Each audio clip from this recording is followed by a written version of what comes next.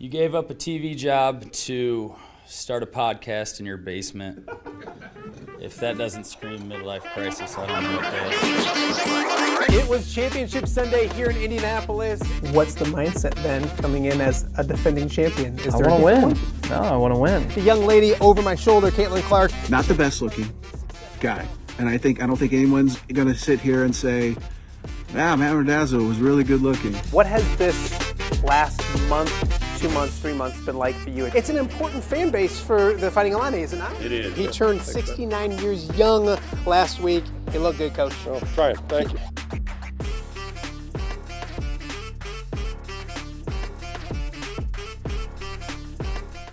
Welcome to Off the Air with Matt Randazzo here on a Friday in the Quad Cities. OTA on the road once again. High school football season. Week 9 is officially here, the last week of the regular season, and we're back to the Iowa side. I got some complaints because I think we've been here 2 times before today, but they're like more Illinois than Iowa, so we're going to even things out. We're at beautiful Lancer Stadium in the press box. It's cold outside, so I figured we'd go upstairs and be warm and talk high school football. Huge game here tonight between Davenport North and North Scott. The winner guarantees themselves a spot in the postseason. The losers got to wait and see and play the numbers game and all those kind of things. So an exciting time. And the guy in the shadows a little bit over there is the athletic director here at at North Scott. Jason Schroeder joins us. Thank you for letting me crash your humble abode out here. It's nice. It is nice. Thanks for coming out, and appreciate you guys, coming out to be with us here. So, yeah, this is a nice little venue. This is our second year of the renovation of the stadium. I know you and I were talking about where to be at today. I gave you a few options, but it's nice being a press box. It's heated and it feels pretty nice. And I feel like a wuss because it's a beautiful day outside. You can see with the sun, but it's still a little cool. And I don't know, like you can see all the stuff that they can't. There's too much electronic stuff for me to mess with. So it is a beautiful day. I'm not being a baby or anything like that, but I think that the press box is gorgeous as well. Talk about this because the field came and we've had that, but now to have all the amenities with it and to see, I usually would hop over on that side of the stadium and sneak in, but to be around and see the home side, gosh, I was walking up here and it was bad. I was winded. And I was like, Jason, this is big. It's really nice. It is nice. Like I said, we've been blessed with what we got here so far. So we've had I guess I've always talked about our superintendent, Joe Studding. He's been fabulous with us. Our school board has been great to help us along the way to, get the amenities we need, not just in athletics, but in activities as well. Our fine arts, our fine arts auditorium, that's another place. Sometime you come back, let's go up there sometime. You'll love it. So it's a great venue here. But yeah, overall, the stadium, we're on year 2 of it. You go through it and you're like, we should have done maybe some things differently, but not many of those. I mean, it's really very minimal on that. We got a few cosmetic things we want to get done with some, more just decorations and things like that. Nobody's going to know about. So, but it's nice to come out on a Friday night and you missed the grass cutting part of it, but it's really nice to see the turf and just put the pylons out and let's play. Yeah, no, it was funny because for the longest time, North Scott and Moline were the 2 metro schools in our area that didn't have the turf. It's there now. And you got the way that North Scott's turf looked here at Lancer Stadium was amazing. But I remember talking to Coach Tippett and just the facts of getting to this time of year and into November, because they play a lot of November football here, which is a beautiful thing. Mm-hmm. It was hard with the frost and all those kind of things as well, to have this not just for the football program, but for other programs as well, and to know that it's going to look like that no matter what. What's that been like, the field turf side of things? It's been great. Like I said, this morning right before you got here, our band was out here practicing. They practice every morning from about 8:45. They used to practice on the grass, and they come in and they have wet shoes, grass on them, a little mud here and there. Don't have that anymore. We've had a lot of soccer open gyms down here and some other sports that come down to do some things. It's just nice to roll it out there in hard rain. We're still good to go. We got an amazing practice field over there, and we haven't used it much this year. So besides our lower level teams, but we use it for track and ed soccer as well. But it's going to be usually. Come April, we got to do a lot of work to get that back in shape. But this year's gonna be pretty nice. No, we're ready to go. And I think that's the beauty part is people think, the football program got this, but it's been used by so many different other venues and sports and students here at North Scott. The way and you said man, there was some things I do a little differently, but there can't be much. Talk about the process and then maybe even the feedback positively that you've gotten, because I've like I said, I've been on that side, but just seeing it from this side and even the view. Up in the press box from down on the field, there's not a bad seat in the house when it comes to high school football on a Friday night. No, it is a great view. So one thing we did, the bleachers are elevated up on top of we have our own locker rooms here, which is so nice. And you don't have to walk back to school and lose half your halftime walking back to school, walking back. So a few traditions we kept. The one tradition we have is the walk from the stadium, or from the school, we still kind of do a little bit of that. Our kids really wanted to keep that tradition going. We've done that since the buildings, the stadium's been built. So that's been a 1960, somewhere around that range. Coming out like that. Coming out right there, yeah. So it's been a nice tradition. We've done it a lot. So we kept that one. Got a little flack because we wanted to come out from this side of the stadium and right underneath the bleachers and go from there. And, my coach last year, Coach Tippett, kind of took a vote and with the captains, hey, we want to keep this going. I go, well, let's give it a shot and go from there. And we just kind of kept it that way. So do they walk around and they go No, down, we go up. So after our warm-ups, we go up after warm-ups and come right back down with about 2 minutes left. So it's been a nice little thing there. Like I said, the locker room's underneath the stadium. What a nice little thing. We got our own locker rooms also for the officials. So again, everything is right in the stadium. We don't need to leave the stadium. Just trying to keep everybody safe from that standpoint. So it is, I would say, a small college feel here. We try to do the great thing. Our Booster Club is involved with everything they do as well here, keeping the tradition of things going and keeping our concession stand loaded up with amazing food. So if you come back tonight, it's some pretty impressive food. So they've been running out quite a bit. So that's a nice thing for the athletic department and everything. But overall, a lot of good things. Like I said, the small things we have left to do is like maybe some, just some amenities with some, decorations on the walls that will come here soon. They're ordered. We're just kind of waiting for them. Yeah, believe it or not, this awesome picture behind us isn't usually propped up on a trash can.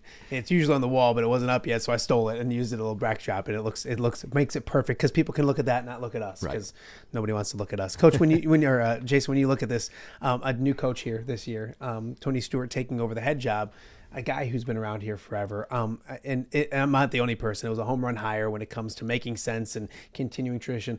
What have you seen from Tony as he takes over? And there's different things that you're not used to as a head coach. I know he's talked about that on this show, but I think he's done a fantastic job so far. He has. He's with me quite a bit, asking a lot of good questions, all just basic questions. I mean, he's not asking me, well, hey, what offense should I run tonight or what plays? We don't want Jason. No, we don't want my opinion. opinion. If that's the case, we'll just throw it deep and we'll figure it out. No, a lot of just behind the scenes things and, getting messages out there and working up practice times. Tony's done a great job. He's been well mentored by Coach Tippett. And Coach Tippett's still around, and the nice thing is they still talk a lot. So, from that standpoint, but overall, Tony's done a great job. Yeah, there's some things that are different, and and it should be, right? Yeah. That's his style. So he's got some new fresh faces out here coaching with them. Sharon Gerard, our defensive coordinator, has come back. That's been a huge, great place to take Tim Brunken's spot. So, you try and replace Coach Tippett and Coach Brunken. That's hard to do. Yeah. But I think we're there. I think they've done a good job. Yeah, the schedule this year has been, I would say it's you look at an Alabama football schedule. I mean, I would compare that to it. We've had a tough schedule. We played number 1. We played number 2. We have played another top 5 team. Yeah. So, and then we got a very tough one night with Davenport North. So the kids are challenged. They're ready for it. But again, Coach Stewart's done an amazing job getting those kids ready day in, day out. You look at this team, and I think people look at a 5-3 football team and think like, oh, it's what's going on. This is North Scott. You mentioned the teams they've played and how close you've been in some of those games. That's got to be an encouraging thing. And that's the beauty part is after this week, despite what happens tonight, one way or the other, it's going to be a whole new situation, most likely for North Scott, where it's a clean slate. Kind of talk about watching this team get better throughout the year, because I think most people agree this team continues to get better week in and week out. Yeah, a lot of new spots for these kids. I mean, they're a mixture of being some seniors and obviously juniors and some sophomores. So they're learning their roles through the year, type of thing. So, like I said, Coach Stewart and the whole staff really have helped those kids learn those roles and get the confidence that they need each play.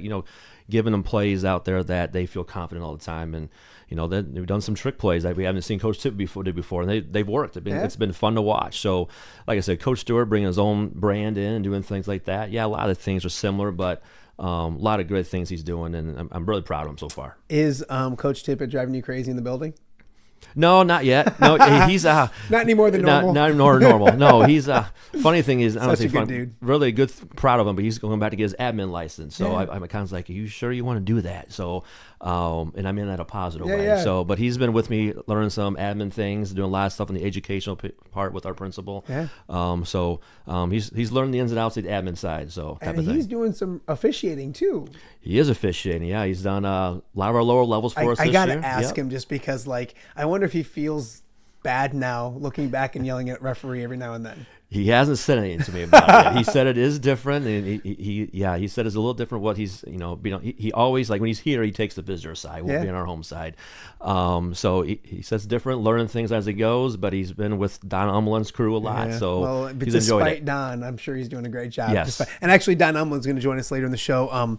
Talk about some officiating things and how they get ready for the postseason as well, because it's a different ball of wax for them as well as the games continue to get bigger and better and bigger. And he's going to make some picks with us as well. So. Don coming up in a little bit. Not that I should tease to Don Umland. I don't know if anybody's going to stick around to watch Go Don, but we mentioned tonight's game. How do you prepare? What's your day like besides being annoyed by some guy who's doing a podcast and YouTube show? What's it look like? Because you look at the stadium and there's probably some things that not just yourself, but others don't have to deal with when it comes to getting the field ready as much. What does it look like for you? Because I know this is going to be packed full of thousands of people coming up in 10 hours, ready or not. Yeah, right now here they come, right? Yeah. Well, one thing, it's senior night, so we introduce over 100 kids tonight for senior night. So you gotta making sure one of the kids have filled out their senior bios correctly, right, and then that we can pronounce them correctly. Yeah. So that's the big thing I've looked at right now is making sure we have everybody listed correctly and they're in the right order and that names are pronounced right. So I went through my PA announcer and just to make sure our pronunciation is good to go there.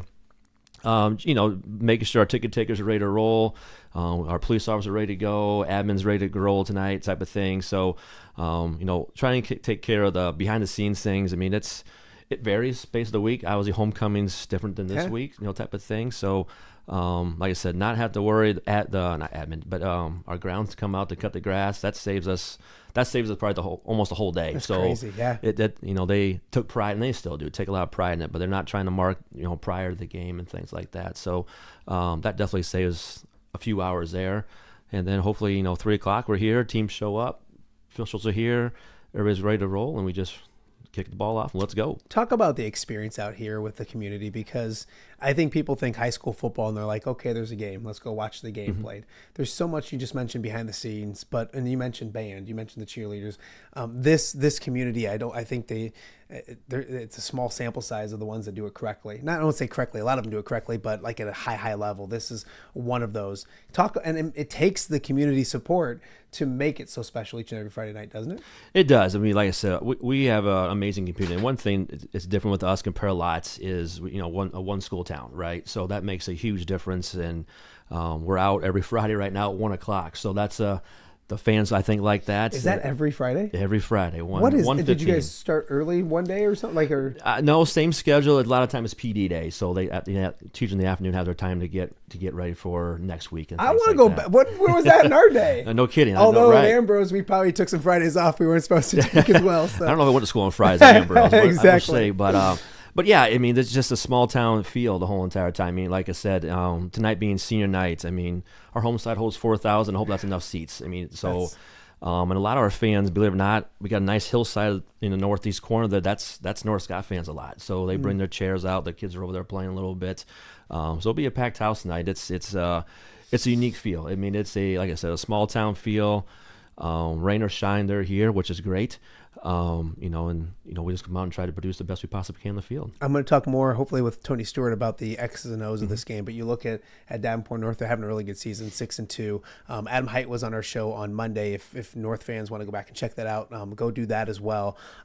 When you look at what they've done, and Adam Height and his staff in general, they recently became the program's winningest coach at Davenport North. I know you guys as a whole have a lot of respect for what that team does and that program does as they come in tonight. Oh, absolutely. This is going to be a great game. I mean, if you want to watch high school football in the Quad City area, no matter who you are, this is where you want to go. I mean, Davenport North has a really outstanding team. Coach Height and knowing their AD, Jeremy Mosier, they've done a great job with that program. A lot of great kids there. Like I said, their quarterback is absolutely outstanding. He's a threat to us. We know what he can do. He can run. He can throw. He can pretty much do it all. Got a good receiving core. They got a couple of good offensive linemen. Some good D-backs. So we know it's a challenge game. I mean, they like I said, Coach Height has done an outstanding job, and much respect to everything he has done there. And the record they have, they've had a great season, and kudos to them for what they've done. Absolutely. Before we let you go, a few years ago in COVID, I did just so that I stayed employed, I did a stadium series. It was one of the funnest things I did. We put all the metro schools, both sides of the river, and had a panel of like 25 people rank them out. I think North Scott was at like 5 or 6-ish. One of the top ones, honestly, on the Iowa side. And that was a while ago. That was since all of these. And I remember coming over and talking to Coach Tippett, and he's like, yeah, well, we're thinking about doing this, and we're hoping to do that.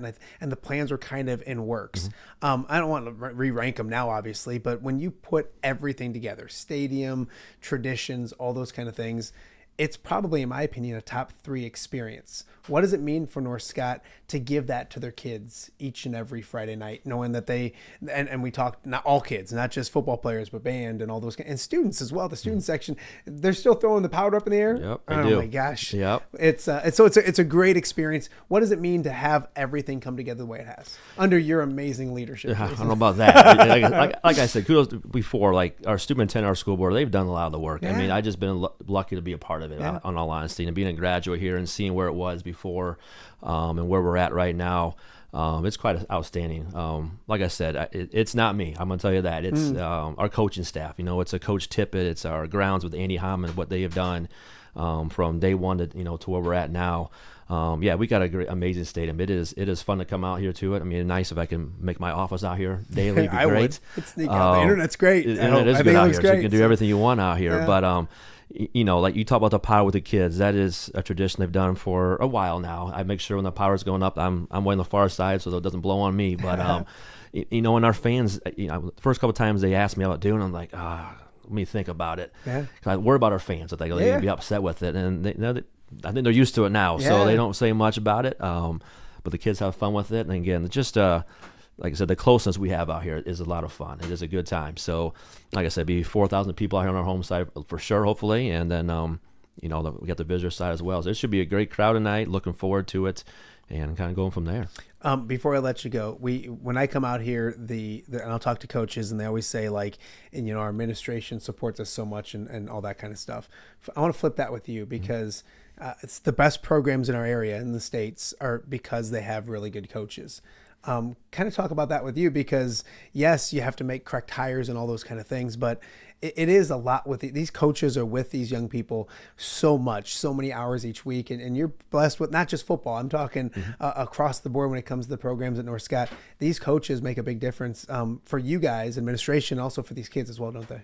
Yeah, they've been outstanding. With our coaches have they're with our kids day in and day out. I mean, they're talking to them to school. I mean, we've gotten nice thing. We got a few more teachers that are coaches in the building, teachers and coaches in the building, so they're seeing them daily.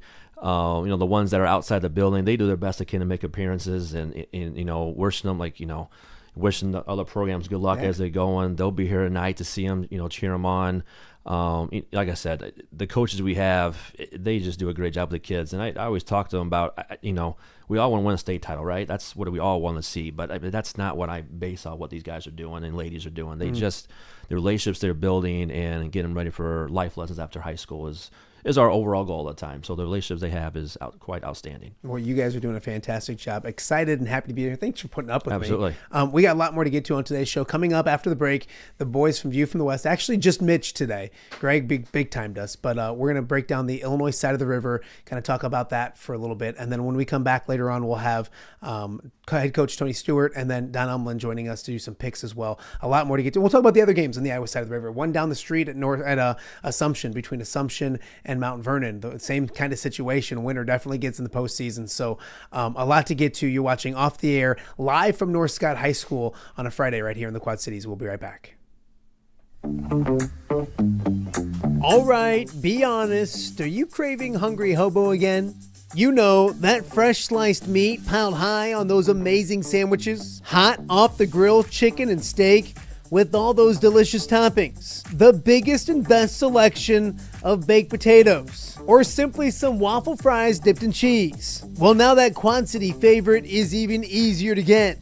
Download the Hungry Hobo app today. Order ahead, skip the line, and earn rewards all at the same time. There's Double Points Monday and exclusive specials as well. With 12 locations in the Quad City area, it's Hungry Hobo. Now even easier to find, but still hard to resist. Rafferty Funeral Home, dedicated to serving families in the Quad Cities since 2007. Hi, welcome. Here, come on in. An experienced staff plans each service to reflect the unique life and legacy of your loved one. Rafferty Funeral Home is proud to serve our community with dignity, respect, and compassion, helping you to celebrate your traditions and lasting memories no matter your faith, culture, or budget. Rafferty Funeral Home in Moline. Call today to discuss prearrangements.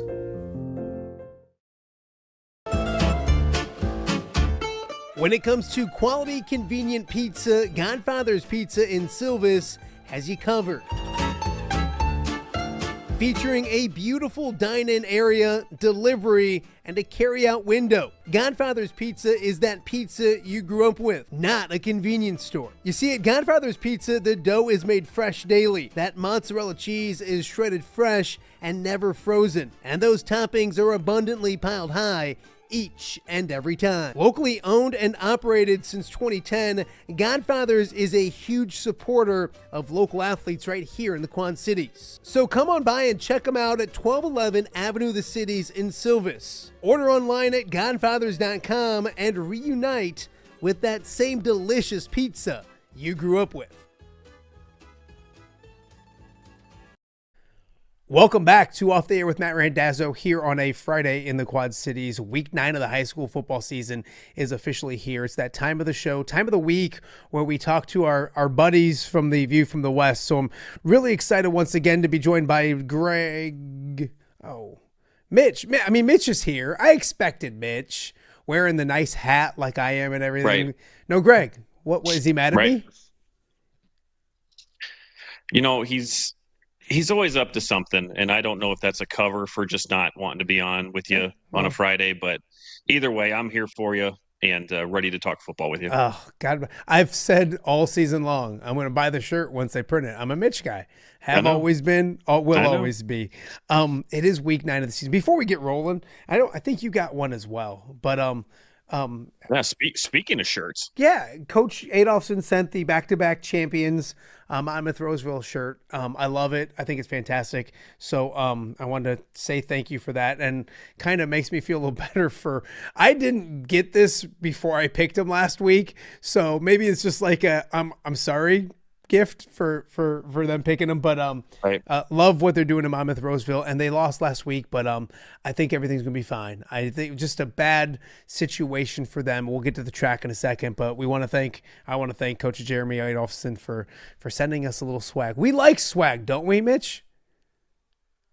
We do like swag. Unfortunately for me, I have not had great swag from Coach Adolphson before. This was the second package that I've received.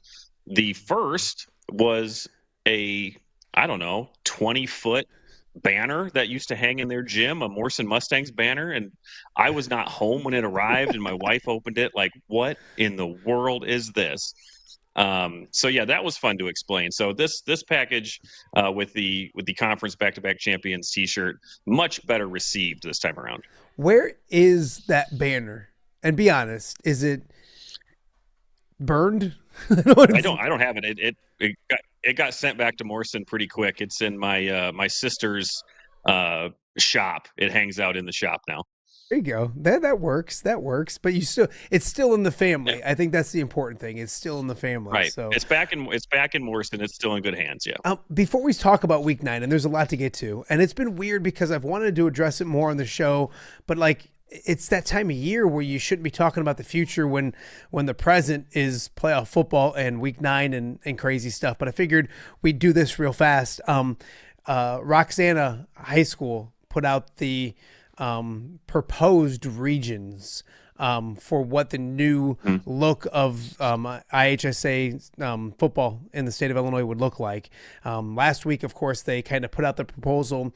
A lot of coaches I talked to were like, I want to see what it looks like. That came out this week. I know you've looked at it. You've talked with Greg about it. Your thoughts? Greg really, really good. And if you haven't seen it, Greg put out a really good tweet of the things that stood out to him. I don't want to get that in depth, but what headlined it for you when you looked at that proposal and what it would look like school-wise? Well, you saw a couple of regions that stayed pretty consistent, right? You look at the NUIC in Region 1-1, it stayed pretty much the same. One of the only 8-team regions with Dakota, Forreston, Fulton, Galena, Lena, Winslow, Morrison, and Stockton. But the odd addition there was Rock Island Alleman. Just weird to see them having nothing to do with the regular season this year. I don't mean it in that sense. Just to see them kind of grouped with that group of teams stood out. It makes sense given the size of Rock Island Alleman. Outside of that, there you saw similarities like that. A lot of teams that are commonly playing one another. But I think the one thing that this didn't necessarily solve was travel. You saw that especially in the 2A regions, and for the listeners, only 1A and 2A have been released so far. These mock these mock regions have been released. 3A and 4A will come out next week, and I think 5 and 6 will come out after that. 7 and 8, there won't be any regions, but you would see like there's one region with Eastland Pearl City and Monmouth United. Like that's a 2-hour drive. So I think that this part of the process is where you're going to find where the votes are going to be, because like you said, when the proposal came out, there was some enthusiasm for some parts. There was not so much for others, but really the sentiment was, well, let's just see what these regions might look like. And now that they're out, I think we'll finally know really how schools stand once they see what they would be getting into. No, I agree that and a lot of it makes sense. And I think they did a great job, super thorough, all of those kind of things. Fantastic job. Yeah, I mean, really, really. I think the more information you can give with this, the better. Nate Gilbreth, who is at Assumption right now, an Illinois guy from the jump, was on the show yesterday and kind of mentioned that he's heard this before, just getting his thought process. And he's like, until districts is supposed to happen back in 2014 and then, all the way up recently. So until it happens, I don't think you put a lot of seeing is believing. But I think this is the best way to change something is by giving people as much information as possible. I think the Alleman thing was really interesting. I will say this, and I'm maybe a biased Alleman guy, but if Alleman gets it figured out, hopefully when they get it figured out, if you have them in a 1A that doesn't have really good teams, it would become pretty unfair. And so I think that's the biggest reason why, and maybe I'm talking out of turn, the track voted them out, is because if Alleman figures it out, it was I think 2014. I know that's been over 10 years, but Alleman and Orion played in the regular season, and Orion was really good. They made a nice run in the playoffs. Alleman, of course, made it to the state championship game that year, or maybe semifinals, but it was 42-0 early second quarter with a running clock. So if Alleman does somehow get it figured out the way they used to, that's why the track doesn't want them around, is because they could become a sleeping giant and it gets out of control. I'm intrigued because they put them in a 1A region, but Mitch, look at the teams that are there. Yeah. Even if Alleman gets it figured out, right. I mean, you're talking about state powers. So do you think there was a thought process in that if Alleman does become Alleman again, or even halfway to what Alleman used to be, then they're in a good division with that? Or do you think that's just by happenstance that they got into that region? I mean, a lot of the ways that these are really the only ways that these regions were put together was by enrollment and by geography. So in that sense, it fits, right? The other thing that's important to remember on these regions, and a big selling point, I suppose, is that every 2 years they'll revisit the regions. That certainly has to do with, private schools that might have a multiplier based on their success. It could have to do with teams dropping down to 8-man or co-oping or not having an 11-man team. So there are 2-year cycles. So in that situation that you mentioned, that Alleman does start steam, get back to where they used to be, it could only be a 2-year project before they get moved into a different region. That being said, I don't know the next closest, call it a 2A region, that they would fit into, because there would have to be an opening there as well. So with anything, it's hard to see how this plays out. And I think that could be a reason that coaches are hesitant on this, where it's not going to solve a lot of the problems that are faced, that the IHSA is facing, and local football in the state of Illinois is facing. Like I just mentioned, teams dropping to 8-man, things of that nature. That trend is only going to get worse. And so I don't know that this is better or worse. I think the sentiment that we've heard from all the coaches that we've talked to is getting back to state seating. And I know that we've been proponents of that on this show, but I don't think it's really recognized how many coaches want to have that back. I think that is really the only way that coaches would agree to such a seismic change in how they play the regular season if they were guaranteed that they get state seating in the playoffs. No, Mitch, I completely agree. There's just so many questions. It's going to make the off season fascinating when it comes to these things, and we'll keep updating. And View from the West, as I always mentioned, does a fantastic job of breaking these things down and all those kind of things as well. So, and we'll talk more about it next week on the show as well. But we got to get to week 9 of the high school football season because it's crazy that this is the last week. I'm going to start in the Western Big Six. We know a champion when it comes to Moline has at least a share of it. You know, Mike Morrissey, I believe, was on The View from the West last week, the Instant React, saying he doesn't want to share, which is kind of a fun thing to hear. They have Galesburg at home coming up this week. Obviously, they're rolling in such a good direction. Maybe your thoughts on last week with UT, and then as they get ready for the postseason, Galesburg is going to come and battle, but they just look so good right now, Moline does. Yeah, they're humming on every phase of the game, and I think specifically their defense. I mean, they haven't allowed double-digit points since they played Sterling in Week 3.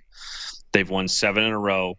Their offense has been clicking with Case and Ponder at quarterback, and Mark Carey and Eli Warren and all their host of players. I don't mean it to take away from anybody. Certainly their offensive line won our Godfather's Pizza of Silva's offensive line of the week. So they really just are playing incredible ball. And I think that they will get that win tonight against Galesburg. They will win an outright conference championship. And then what's really exciting is that will put them in a really good position to host a 7A playoff game next week.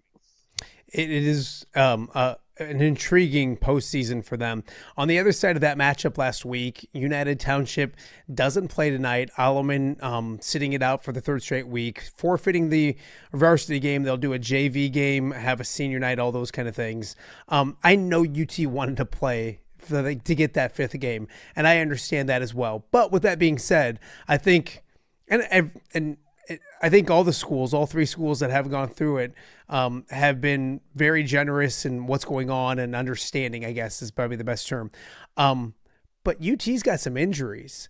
And so, yes, I know they'd rather play, and I'm not saying they'd rather not, but maybe it's a little bit of a blessing in disguise. And unfortunately, they're going to lose their starting quarterback for a while, and he's not going to come back this year, which is something they're going to have to figure out. But now they have maybe some time to figure that out, and maybe to get some guys healthy. I know they want to play, but maybe the silver lining is that they can get healthy before the postseason. Yeah, I was going to say the exact same thing. You got to take these situations with a grain of salt. It's unfortunate on one side of it, and like you said, I think all the schools that have had Alleman on the schedule the past couple of weeks, and with these forfeits coming in, they've made the best out of a bad situation, and still being able to honor if it's a senior night like UT will be, or at least hosting a football game. They've still made the environment worthwhile. So I do applaud those schools for doing that. But for UT, look, they're going to get back into the postseason at 5-4. They're going to draw a really tough team, no matter who it is. So use whatever time you have here to get healthy.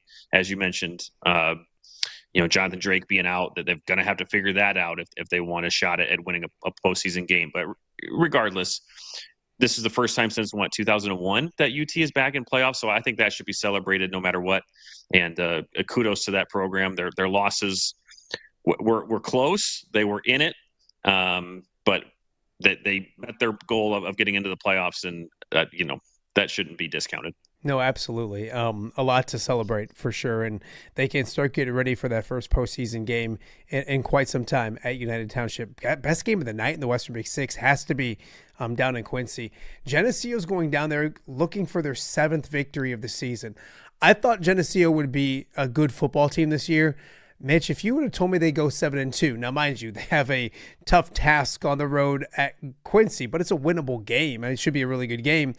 I mean, really impressed with what Geneseo's done so far this season, and Quincy with a chance to improve seeding.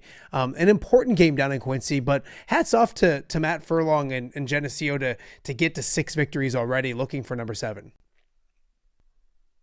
And I mean, they were sitting at 2-2 after week 4, right? And that was having only played Moline at the time. And then they come right back and they have that great game against UT, and that kind of set the tone. That they've won 3 in a row, certainly including the All-Amin forfeit this past week. But I'm intrigued to see they're in the playoffs, but I'm intrigued to see how they utilized that off week to get ready for this Quincy attack, with Hunter Schuckman being the leading passer in the Western Big Six. As Geneseo gets into the postseason, they're going to see more passing teams. So Quincy could be a good test for that. And for Quincy, really, they're coming off of maybe a game against Sterling that I didn't picture them losing, and Sterling really took it to them. So how does Quincy bounce back? Because you don't want to be limping into their playoffs, losing 2 in a row. So, yeah, this is certainly the most intriguing game of the Western Big Six, and I'm looking forward to it. I really am. Sterling goes to Rock Island. Sterling will play playoff football. I believe they're at 5, right? Yeah, they're at 5-3. Yep. Yeah, 5-3. So they'll be playing postseason football. They can improve their seeding. And Rock Island, they did get a victory. They have 2 on the year. Again, would like to maybe get some momentum going into the off season as well. Sterling, though, needing to take care of business to improve that seeding for next week. Absolutely. So you look at that, and then we'll go to the track, and boy, I got to get your thoughts on last week. I know we talked about it on the Instant React pod, but Rock Ridge really looks like a team, and I think I said on the Instant Reacts that this might be the best Rock Ridge team I've ever covered, and that's saying something. They've had really good football teams. They can, and it's just not just hype. They can play on Black Friday. They can win a state championship. Did you imagine? I know you picked Rock Ridge. You didn't pick them winning the way they won, did you? No, but I specifically remember saying that I thought that they were the type of team that if they got up 2 scores, it would be over. I don't said that think on Monmouth this show. Roseville is.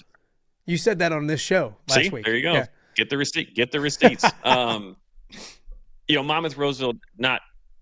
I guess it's a bit of a detriment, but they're not built that way to come back from 2 scores. They're not in that situation much, so it doesn't really matter. But I think it's more of a credit to Rock Ridge. This is a team that, you're right, they are ranked number 1 in 2A for a reason, and we know that 2A North is going to be tough. But they have looked impressive, maybe elevating every single week, and it kind of culminated there with this unbeaten cross-division, de facto track championship that they just dominated. The defense doesn't get enough credit. They're fast, they're disciplined. And then, of course, when you have a weapon like Colin Schweigen, the best quarterback that we cover in my mind, and the weapons that he has around him, this is a well-rounded Rock Ridge team, a tune-up, tonight against Hall. And then I'm really looking forward to seeing what they can do in the playoffs. And yeah, like you said, hopefully I'm going to be in Bloomington anyway. Might as well be a team there. So they are built like they can do it. Yeah, no, I completely agree. And I'm a big proponent of letdown games and like trap games and all that kind of stuff. And you mentioned a tune-up. I can't see Rock Ridge. They seem so focused. And we talked to Coach Graves last week on the Instant Reacts. They still, it was funny. They did what they did, and they still almost have a chip on their shoulder. I don't even think he was happy.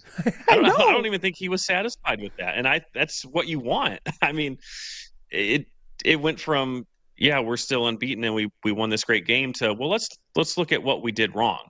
Yeah. And I think that's exactly the type of mentality that this program has. They're going to keep their heads on straight. They're not going to be looking ahead. They're not going to be looking down to any opponent. This is a team that was good last year and lost to a really good Farmington team. So they've got a little bit of revenge in their mind. And again, I think they're built to run despite who they could see, including Farmington, in that 2A North bracket. It's funny because he ran out of things to complain about in that game because it wasn't much. So he kept on referring back to the Mercer County game that they didn't play well enough to his standards. So I love that aspect, that mind thought. I think they'll do good things tonight and again the rest of the way as well. On the Monmouth Roseville side of things, and you mentioned it, it was just one of those things that when things snowballed, they're not built to come back from 14 down, 21 down. It just takes them out of what they want to do. And it kind of just compounded and got worse. I don't think it nearly is as bad as it looked when it comes to how good of a football team they are, but they got to go back home. And now they get a Newman team that put up 79 points last week.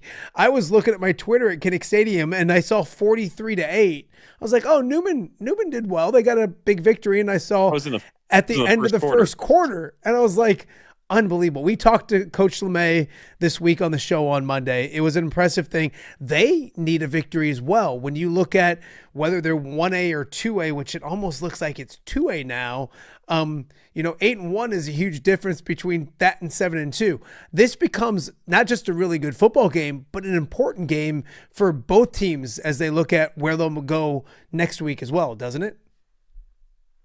Yeah, absolutely. I mean, they can't necessarily control where they're going to land. There are still a lot of things that could shake out. I mean, certainly when you talk about 2A, a team like Wilmington, who would be the biggest team in 2A, they are right on the edge. There's no guarantee that they're going to be in 2A. And so there is still a lot of shuffling that needs to go on. But as you said, let's just say they're going to be, well, no, it doesn't matter. If they're in 1A North or 2A North, a 8-1 record versus a 7-2 record is going to go a long way. Certainly if you're playing in 1A, that could be the difference of you playing an NUIC team in the first round. And in 2A North, it's going to be the same, playing a quality opponent earlier if you come in at 7-2. So yeah, this is a big game. I talked to Coach LeMay myself tonight. He sung his team's praises on their prep this week. He says they are focused. And the thing that he mentioned is that he doesn't think that they've played a complete game, even coming off of a 79-point win, or 79-point game, I'm sorry, even winning 7 of their 8, they're only lost to the top-ranked team in 2A. He doesn't think that they've played a complete game yet. So is that a concern, or is this the start of something for Newman to really get on a roll? No, I'm really intrigued with this football game. I think it's the best one on the slate, Mitch, that has a bunch of sneaky, really good games. I'll let you pick. Yeah. If you could go to one, would you go to Erie, Prophetstown, and Princeton? Or would you go to Riverdale and Sherrard? 2 very intriguing matchups. And here we are talking about Sherrard. They only have 2 victories, but they've pounded the last 2 teams they've played. We know about the Riverdale, who's in the playoffs, at Sherrard. I think it would be EP at Princeton, because I think that game is more of a toss-up. I think Riverdale will come into this game tonight as the favorite. Sherrard played great last week against Orion. They've got some playmakers. Certainly in Coach McGuire's first season there, they've done some good things. But Erie Prophetstown going to Princeton, it's 2 playoff teams, certainly in different classes. But I'm curious to see how each one stacks up against the other. If Erie Prophetstown can continue to play that stout defense that they've had most of the season with a balanced offense, that will do them really well in their playoff run. And conversely, for Princeton, it hasn't looked like a Princeton team this year, and 3A North is not going to be an easy sled either. So I'm really intrigued by that game. So if I had to pick one, it'd be Erie Prophetstown going to Princeton. Do you have, I know you pick these for WRMJ. I'm not cool enough to be part of the cool guy club, but did you go Erie Prophetstown or did you go Princeton? I don't even remember. Hang on. I will tell you. You can tell that Mitch puts a lot of thought into these picks. Okay. Here's this funny story about that. Is that Ty likes to have them on Thursday night. And so on Thursday night, I had not sent them in yet. I had started Thursday morning and I went through the list minus 1 game because I was still thinking about it. And I thought about it all day. Ty texted me. He's like, hey, can you send me your picks? And I told him that exact same story. So no, I I had to put a lot of thought into it, and so much that I forgot who I picked. So I did pick Princeton on this one at home. I do think that the way that they have been playing progressively a little bit better, there just seems to be some holes in their defense. But when you've got players like Gavin Latham at quarterback and Casey Etheridge at your running back, you're primed to do really well. And Erie Provincetown's defense has proven to being able to shut down rushing attacks, but Princeton's is pretty good. So I did take Princeton in that one. And as I mentioned, Riverdale coming in the favorite against Sherrard, I did pick the Rams to win that one. Yeah, also in the track tonight, Orion and Kewanee finish up in Kewanee.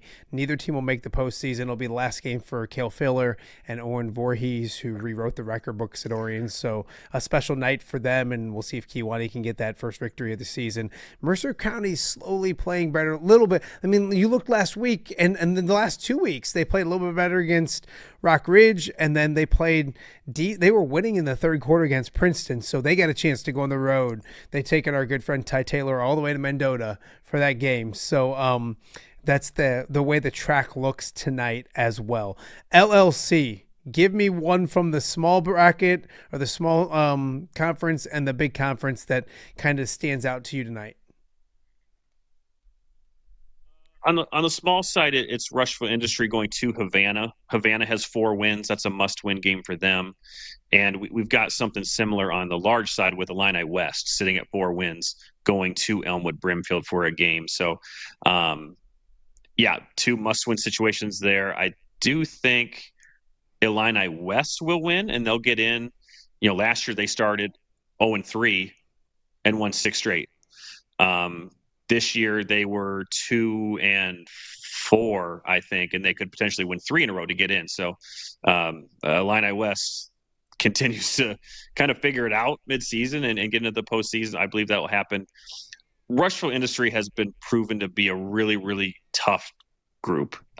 They put up a lot of rushing yards. They've got one back over 1,000. They've got another just under it. And I don't see Havana winning that game, but it does have playoff implications for sure. A third game here is West Hancock, and I bring that up just because it's such a good story that they've been 1-8 the past 2 years, and Coach Dorothy was on the Instant Reacts with us last week. Has done such a phenomenal job with this Titans group. I think they're going to defeat Walter Christian, and they're going to go from 1-8 to a 6-3 playoff team, and I think that's a great story. No, it's an absolutely awesome story. Of course, in this conference as well, it's Lewistown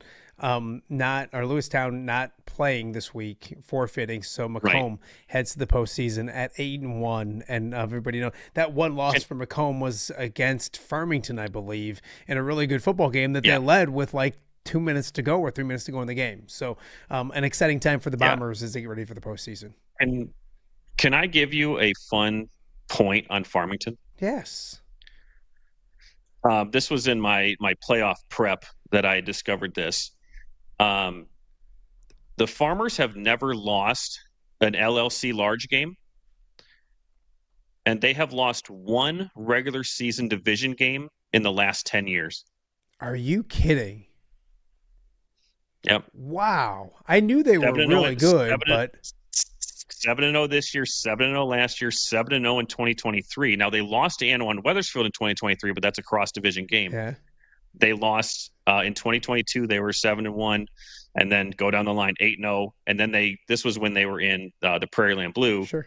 They went 5-0 the 4 years below. So 1 regular season division loss in the last 10 years. If there's a matchup in 2A that you would want to see somewhere along the line, isn't it Rock Ridge and Farmington at some point again after playing last year? Yep. That's the one that I'm in, and who knows when it will happen, and all those kind of things when their paths would cross. But I went to that postseason game last year. I'm intrigued to see it again this year, and I want to see the freshman quarterback too. I've talked to Jim Madsen about him, who's down in Peoria, and he raves about him as well. And who was it I was talking to the other day? Somebody the other day. I think it was Nick Welch, and I mentioned the wide receiver that's going. Is it Cronwald? Jack Cronwald. Yeah, Cronwald. and even Nick Welch at big school UT was like, dude, that guy's good. He is really, really good. So Swiss Army knife. Yeah, I kind of want to see maybe up at Rock Ridge would be nice, so I can go check it out as well. NUIC, before I let you go, what stands out in that conference? Obviously, some heavyweights getting ready for the postseason. Yeah, the big one is going to Lena Winslow. Intrigued to see this game. Certainly, we had an absolutely fantastic game between Dupec and Stockton last week, where Stockton did not have the number one team in 1A did not have a lead in that game until they scored in the final minute. So they at least have a share of the NUIC. They can win it outright. They've got a tough game against Forreston, but I think it's Dupec going to Lena Winslow. Been so impressed with Dupec this season. They went from this just wholesale change from a passing first offense to getting 300 yards a week from Dermot Dolan and 200 from Lucas Rossell. They have really just continued their path of excellence. They're going to be a good team in 3A. And this is the time of year for Lena Winslow, right? This is when things get going. Last week, they get an 8-touchdown performance from Aiden Wild. I mean, they're clicking. And so this is a good matchup for both of them. Certainly, this would solidify second place in the conference, assuming that Stockton wins it outright against Forreston. But two great teams battling out in week 9. That's what you want. Yeah, absolutely. I'm going to leave you with a tough question, and you don't have to answer it if you don't want to. But if I said, Mitch, the one school from the View from the West coverage area that will make it the furthest in the postseason is this team, what would you say? Oh, man. Yeah, and if you don't know the brackets, you honestly don't even know if Newman's 1A or 2A, if Wilmington moves up to 3A and Rock, like you don't know a lot of those things. That's the the hardest question I think I've ever had to think about. Wow, you've not lived a challenging life. Go ahead. You go through the brackets, right? 1A, you could say Lena Winslow, you could say Stockton. Yeah. You go to 2A, you could, as we just talked about, Rock Ridge can make a huge run. Farmington can make a run. Newman can make a run. You go to 3A. How about Byron? Byron could easily get to Bloomington, I think, depending on how that shakes out. Go to 4A. Dixon has been unbelievably good this year, and I don't think they get enough credit because they're still, second fiddle, so to speak, in the conference to Byron. So if I had to pick one, I do think the NUIC will represent the 1A North.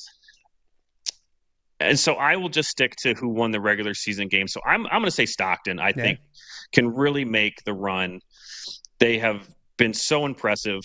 Certainly we just talked about the Dupec game last week. That's a 3A team that Stockton went toe-to-toe with and ended up getting the win. So wouldn't surprise me if it's any other team that I just mentioned. Yeah. Certainly I do believe Rock Ridge can get there too.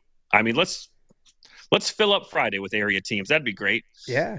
But if I had to pick one, I'll say Stockton. Just been so impressed with the Blackhawks this year, and I think the NUIC will represent the 1A North again this year. What's more impressive is what your answer was, because you mentioned every school. It's like you gave the great politician answer where you covered everybody and gave everybody a little love and then gave you answer. One. No, you're good. I'll say this because I'm the old school Quad City guy that my old viewing area, which it's amazing because it took me a little while, but I'm like, I guess the show's not Quad City area.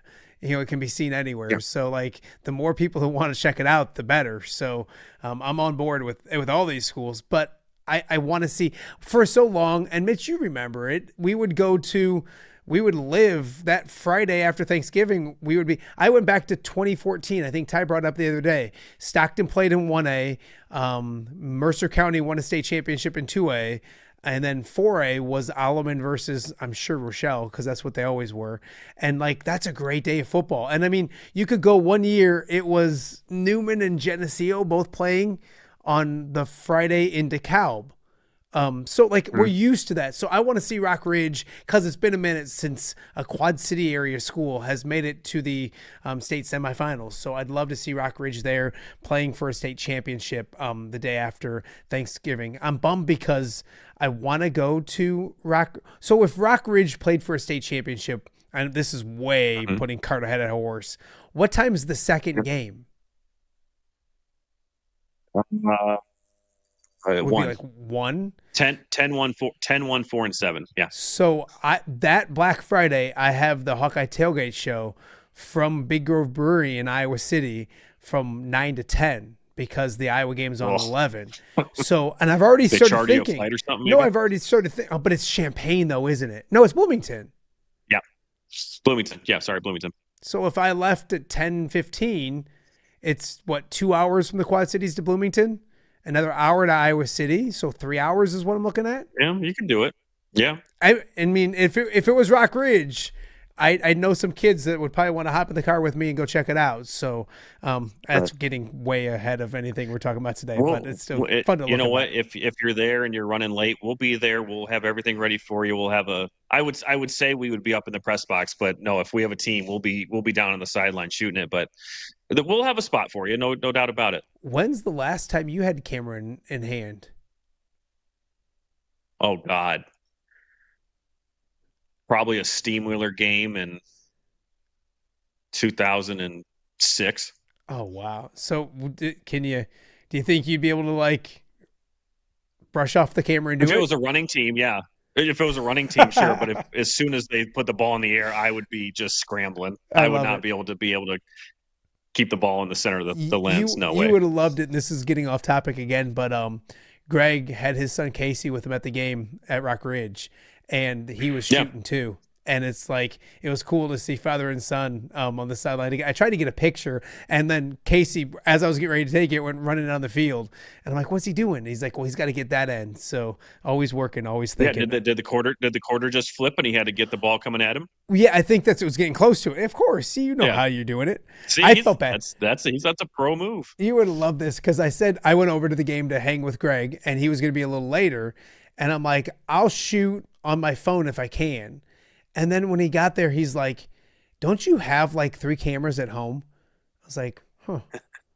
Yeah, I probably could have grabbed a camera. Now, 2 of them are just a little guy that don't make any sense, but I should have. I don't know why I didn't, but I didn't. Anyways, tell people about the Instant Reacts show tonight. Unfortunately, I'm missing this week. I'm going to be in Iowa City, so I'm not going to be around, but they don't need me when they got Mitch and Greg and you name it coming on. Brian Stocking singing fight songs. Tell people about the Instant Reacts 10:15 hottest new show in high school football, isn't it?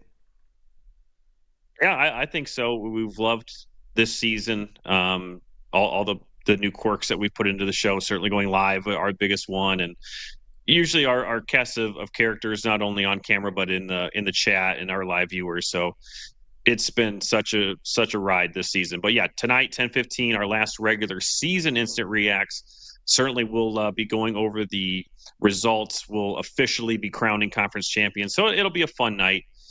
And again, we'll have a little bit of a better understanding of where seedings are gonna come out on Saturday. Now, on Saturday is the big playoff show, and hosted by NUIC. Greg will be there. It's at 6:30. It'll be on YouTube. We'll have all the links to it. Brackets come out at 8:00. I think 8:03 is when 1A starts getting released. So it'll be a late night. It'll be a fun night. We'll see what teams are going where. It's a beautiful time of the year, Matt. You know that. Yeah. And it's weird to say that this is week 9 and we're talking about the very last regular season Instant Reacts, but the Instant Reacts isn't going anywhere. We're going to still do it throughout the playoffs. But yeah, playoff season, man, it's wild that we're here, and it couldn't be more exciting. I think by my count, we have something like 30 area teams that we cover that are going to get into the postseason. So we always joke that that's job security, but it's just a great example of the talent that we have that we're blessed to cover in this area year in and year out. No, very well said. And I've had so many people say to me, I saw on the Instant Reacts, or I heard on the Instant Reacts, or we were watching the Instant Reacts, and that's cool. It's cool to like people are recognizing it, seeing it. It's different. It's not traditional, but it's the untraditional way of doing sports media these days, and I think people have taken to it quite fondly. We made a backhanded comment about Aurora Christian something, or Aurora Central. I think it was Aurora Central Catholic. We made a backhanded comment about their schedule because it's funky. And they are not in our coverage area. We don't cover them more than that one sentence. And then tonight we got a DM from, I think their AD, was like, hey, I'll come on and talk if you want to talk about how the schedule went through while we got to our schedule. Now, I don't know if we're going to dedicate a whole segment to that, but it just goes to show that our our listenership is expanding. One little comment was heard by one AD, and he took the time to reach out to us. So yeah, it's been quite a ride. So we appreciate everyone who's been on the journey with us, certainly you included, and can't wait. No, Mitch, the beauty thing is we're going to wrap it up, but normally when Greg's here flapping his gums, we go about a half hour. This segment is now at 40 minutes. Who needs Greg Armstrong? Maybe that's a new shirt. Who needs Greg? I mean, this is a beautiful thing. So, Mitch, I know you'll be monitoring everything tonight. I'll be viewing the instant reacts. I don't think you guys will want to deal with me. I'm going to hang out with Penn Anger for most of the evening. So, I'm probably better just listening than do anything else. You can join in the chat. You can join in the chat, and I'll respond to you. No, it'll be a lot of fun. So, anyways, have a good week 9, and we'll catch up with you next week. I always appreciate you. Thanks, Dazzo. All right. We'll be back on Off the Air right after this. Give me the keys. Learning to drive can be stressful for both the student and, yes, the parent as well. Relax. There's an easy way to avoid the stress. Skiles Driving School in East Moline has been helping new drivers hit the road with confidence for over 20 years. Whether you're a teen earning your first license or an adult looking for behind-the-wheel training, we've got you covered. Their certified instructors are patient, experienced, and use modern vehicles equipped for safety and comfort. From classroom instruction to real-world driving, we make learning safe, affordable, and even fun. Call 309-278-0098 or visit skylesdriving.com. Skiles Driving School. Get in, buckle up, drive your future forward.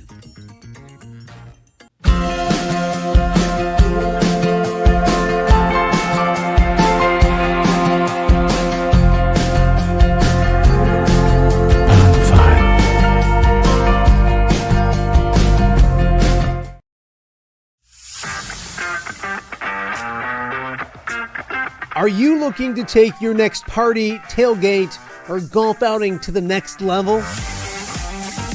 You need Mobile Party Experience. MPX features 3 top-of-the-line party trailers equipped with all the amenities you need to party like a rock star. Smart TVs, Yeti coolers, JBL sound systems, grills, bathrooms, and much more. Mobile Party Experience is an experience like no other. Check out my-mpx.com or call 563-514-1470 and book your Mobile Party Experience today. Welcome back to Off the Air with Matt Randazzo. Here on a Friday in the Quad Cities, we are live at North Scott High School. Lancers and Davenport North tonight in a big football game. Up in the press box right now, and I'm good. Thank you for watching the show because you found out that we're actually in the press box. Yeah. So I would have looked on the field and be like, what's going on? You eventually found us. Head Coach Tony Stewart joining us right now and Off There with Matt Randazzo. Coach, it is a big game, so we'll start with it because it's a simple win and get in thing. Now, obviously, there's scenarios that you don't want to think about and deal with when it comes to a loss and points and all that kind of stuff. What do you tell your kids this week when it comes to, the importance, obviously, of this game? I think it goes all the way back to when we first started this thing in the summer, and just everything's about our process and us. And even I've been on staff for a while, and we'd have games like this or other games that maybe opponent wasn't quite as good, and our approach is always have a nameless, faceless opponent because it's not about what we're going against, it's about what we're going to do and how we execute. And then after the Western Dubuque game, it was kind of a tough one, obviously to lose that, but we've told our kids every week's a playoff game, so nothing's changed for us as far as that approach, and I think our kids have latched onto that. You look at North Scott, and I think people outside looking in see 5-3 and aren't blown away with the record. But you look at the teams you've lost to. The athletic director didn't do you any favors when it came to scheduling your first year here. But that helps, and I think you learn a lot from losses. Sometimes you don't want to do them. Nobody likes to lose, but you can learn a lot from them. Where have you seen this team start to grow? Because you can see they get better each and every week. And I think that's been a staple at North Scott. It goes back to your predecessor and a guy that's really close with you, Kevin Tippett. I would say in the newsroom at WQAD, you watch North Scott because they might be good to start the season, but they always get better throughout the year. Talk about your guys and their growth maybe throughout the year. I think that's a testament to the players because of the work that they put in. You know, and we do some stuff in the summer, but we really ask them to work hard in the fall and to improve each week. We watch a lot of film. We ask them to watch a lot of film outside of practice. We watch it actually during practice, and our kids they want to get better and they're hungry. And I think that's what makes it fun. You know, we're trying to improve each week, and that's been our goal, and hopefully we continue to do that. Absolutely. Tony Stewart joining us right now and Off the Air with Matt Randazzo. Coach, you look at Davenport North and a 6-2 record and some talent all over the field. What do you see from Davenport North and the Wildcats? What do you expect maybe tonight? Yeah.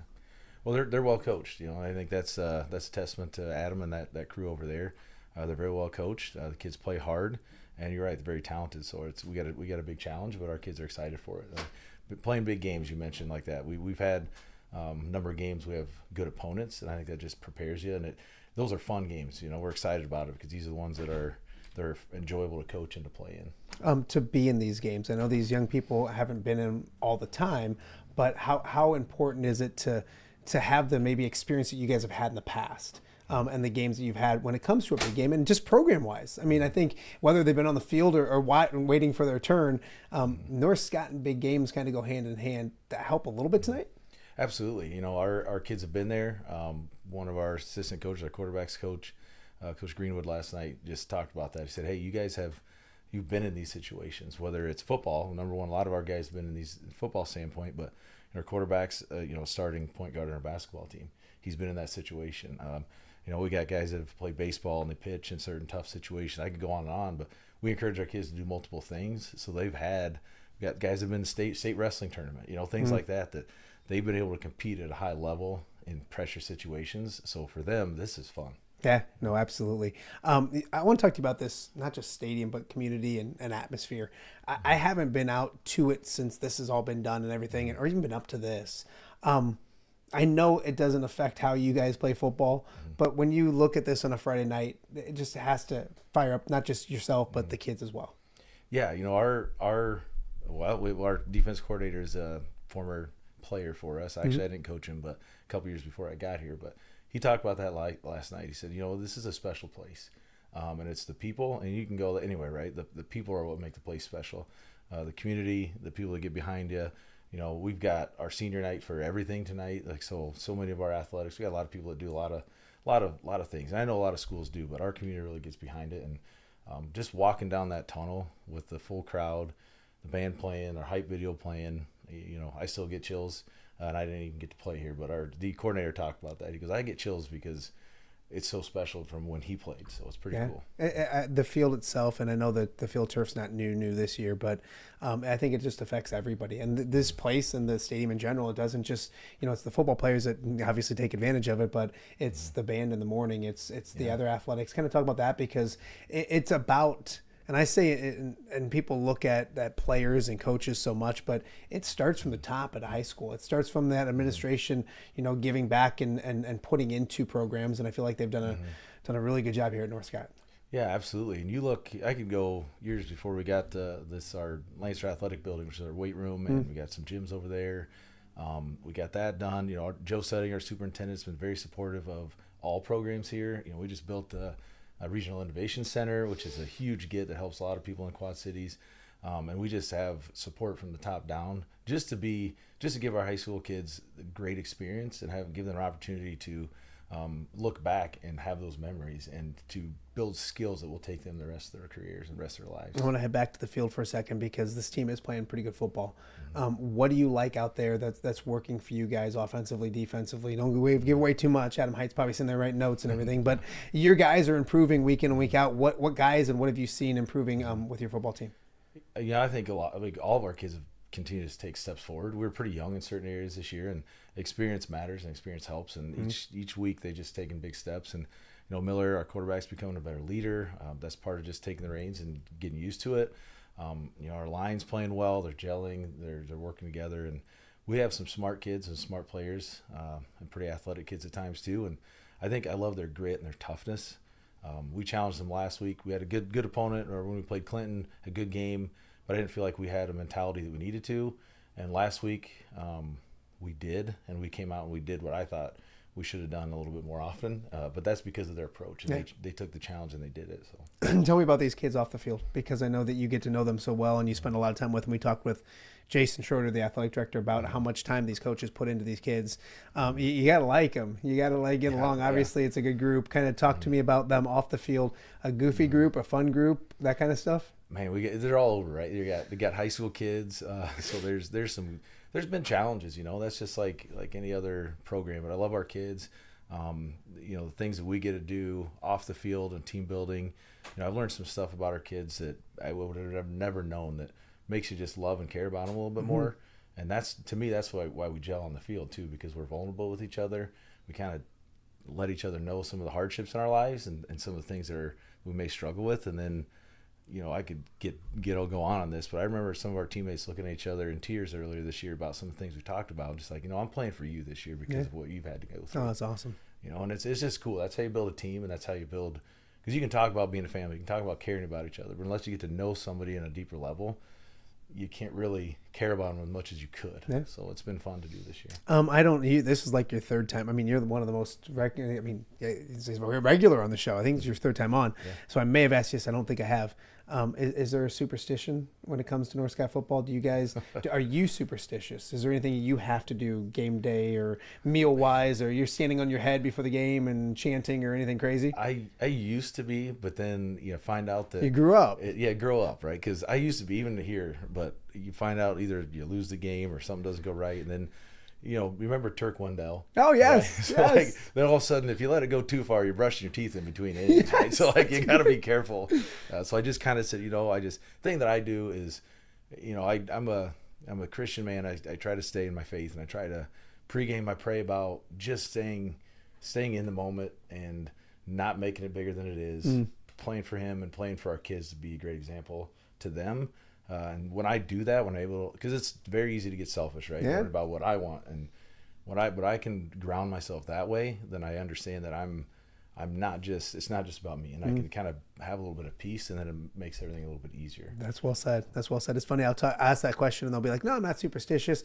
I do," and then they'll tell me like something weird. I'm like, that's a superstition, right? I used to be bad when I was younger. I would like sit in a certain position while my team was playing. Oh yeah. And like if I'd come, my mom would be like, "What's wrong?" I'm like, "My leg's killing me." I'm like, "Why?" I'm like, "Because Iowa hasn't given up a run or a point since whatever." So I've realized that it's not us. Yeah. If you're doing something, you're probably like, and I love the Cub reference with Turk Wendell. I remember the Rod Beck. Yeah. I don't remember if you remember his interview where he's like, "You never hurt. You're always available." He goes, "Yeah." He goes, "I'm fat." He goes, "You don't pull fat." You don't pull fat. He's like, "People pull muscles all the time. You don't pull fat. I'm good." So any old school Cub reference is a good thing. Before I let you go, we've kind of talked about it a little bit, but this and we love the picture behind us. That's something you guys kept coming out of the tunnel and those kind of things. The traditions continue to build here. There's newness. I love that. I love the newness about it. But I think you guys have done a great job combining the traditions that are North Sky football with that newness. Another school that I always reference with that is Geneseo. The Victory Bell. They a lot of newness out in Geneseo, but the tradition's still there. Kind of talk about blending the two, because a lot of new toys, which is great. But I think you guys did a good job of keeping tradition as well. Yeah, I think that's important, and that goes all the way back to, North Scott football used to struggle, and then Randy Schrader came in and started building some things and having a mentality to expect to win, and that's gone through Kevin, and, with the tunnel that coming down, we got a beautiful new locker room, which we use 6 days a week. Yeah. We just don't use it on Friday. Well, we do a little bit Fridays, but when we use it before the game, but our kids, like, hey, that walking down that ramp, coming onto the field into our crowd, is such a big thing for them. I mean, my kids, like, I'll get emotional, but my kids have seen it. Yeah. And they can't wait to do it. They run through it with me, right? And my oldest is a junior. Okay, yeah. So when I was a kid, he ran down there. So for him to be able to put on the uniform and do the same thing, that's important. So we don't come out of the locker room. We still use it, but we come down there because it's tradition. Are you not dressing Kai yet? Not yet. I mean, he's got to be. You forget. Because I don't want to say I coached him. I probably did a little bit, but I don't want to take. He's just a little tough guy. Ball energy. He is amazing. So he's 5th grade now. Yep, 5th grade. So, I bet you he can hit with some of those guys out here. He tries to once in a while. If you see him, if you watch, he's on kickoffs.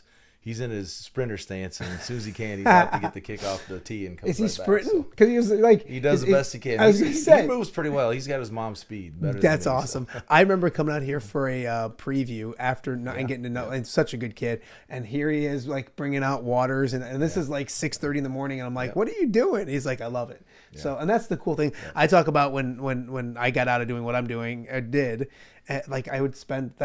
My kids were like they're raised on the sideline, and would take them with you, and it's kind of the same thing with you. It's a community and a family, and they're a lot of part of coming and being with that, aren't they? Yeah, absolutely, and not just my kids. I got my daughter; she's in junior high, and she'll come down the sideline and help the trainers, and but we have a lot of younger staff now too, and that was one of the big things I wanted them to know. Is I want your family to be involved as much as they want to be involved, because you spend a lot of time with other kids, which is awesome. We pour into them. But your family needs you too, and you can make it special, right? You may be gone, but you can make it special for them. So I love it. Tony Stewart, head coach out here at North Scott. Big game tonight. North and North Scott will do battle. A 7:30-ish tip or kickoff, whatever it ends up being. You never know with high school football these days. But winner definitely gets into the postseason. Losers got to figure some things out, do some math and all that kind of stuff. You don't like doing math, do you? Just 45 pounds at a time. Yeah, so like don't worry, don't do the math. Just go. Good luck tonight, get a win, all that kind of stuff. And I appreciate you as always. Yeah, thanks for having me on. All right, we got much more to get to. Coming up after the break, we'll pick some games. We usually do it with Tim O'Neill from Mobile Party Experience. Tim out of town, so we figured we'd talk a little officiating in high school football, and Don Umland lives close to this area. So Don Umland and much more right after this. You're watching Off the Air with Matt Randazzo on a Friday live from North Scott High School. We'll be right back. Hello, Dan Pearson here of FCA. Our team is thrilled to support Off the Air with our good friend Matt Randazzo. We share the view of the power of sport when it comes to relationships, including the influence of the coach. FCA believes the coach is the most influential person in America. Matt celebrates local coaches and athletes. His content is informational, insightful, and inspirational. Our Fellowship of Christian Athlete team loves partnering with Off the Air with Matt Randazzo while we engage, equip, and empower coaches and athletes in our 23 counties. FCA, the heart and soul in sports. View from the West, the podcast covering Illinois high school football. It's going to be a hard-hitting game. It's going to be great football. Weekly analysis and reaction from around the western side of the state of Illinois. This is the game we had circled when the year started. Follow along on YouTube and subscribe wherever you listen to podcasts. It's big-time football out there tonight, and I know we can play big-time football. View from the West. We got you covered.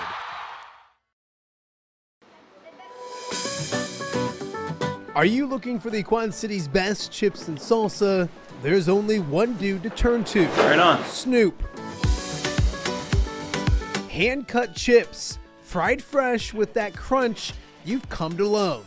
And the most addicting salsa with delicious fresh ingredients each and every time. Pick up your chips and salsa, queso, enchiladas, and much more at the Stern Center in Rock Island. To place your order, simply call the man himself. It's Snoop at 309-314-8197 and find out for yourself what the rest of the Quad Cities already loves. Welcome back to Off the Air with Matt Randazzo here on a Friday in the Quad Cities, taking the show on the road. We're here at North Scott High School, and here's my first complaint. You want to go outside, Don? I'm winded from climbing all the stairs, I know, man. right? I need an oxygen tank. Well, guess what? The good news is you're going to stay and help me take all this stuff downstairs. What? It's easier going down than it is going up. It wasn't in the contract. I guess. But yeah, no, it is nice out right now, and we could be outside, but it was cold when I got here, and I thought this was cool, like little press box, little press box angle, the poster behiund us, all that kind of stuff. Don Umland joining us right now and Off There with Matt Randazzo. I want to talk about something for a second because there's great games on the Iowa side of the river, not just here at Davenport, at North Scott, Davenport North coming here tonight. Big games around the area. Assumption and Mount Vernon have a big game as well. Congratulations last night, Louisa Muscatine winning a football game, snapping a 42-game losing streak.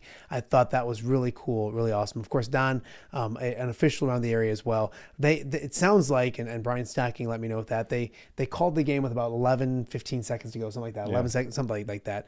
I know it was getting probably a little chippy. Have you ever ended a game early when it comes to not finish things out if things are kind of getting out of control? Yeah, it's not the norm, clearly, but not knowing all the situation, but if comparatively to one or two that we've had in 20-something years. He's old. If there was such negative vibes going on between the teams that playing and the game was in hand, one way or another, playing that last 10, 11, 30 seconds, if it's going to cause ill feelings or somebody doing something dirty, probably for the best. Just to be safe. Yeah, just say, hey, we're done. Go shake hands, or at least separate your teams and let your coaches get everybody settled before we do the handshake. It's kind of funny because, and I don't know if there was a handshake, and I want to get whatever it was, but I go back to the Iowa State basketball game a few years ago, and Coach McCaffrey, they played the whole game, but then they took their players off and didn't do the handshake line, and I was the dumb guy who asked Fran afterwards about it, knowing that he was probably going to get scolded. I was going to get scolded, and I was, but he said it was the right thing to do. I think you're just trying to, maybe not on that night. There's no reason to escalate things any more than what might already be. So, but congratulations to Wise Muscatine, 42 games without winning. So it's cool for them. I'm sure they got to still celebrate on the field they didn't take away that moment because the game was done. They won 42-21 was the final score. So I think it leads to something, man, and we don't have to broach long into it, but you talk about handshake lines have been a source of debate as of late.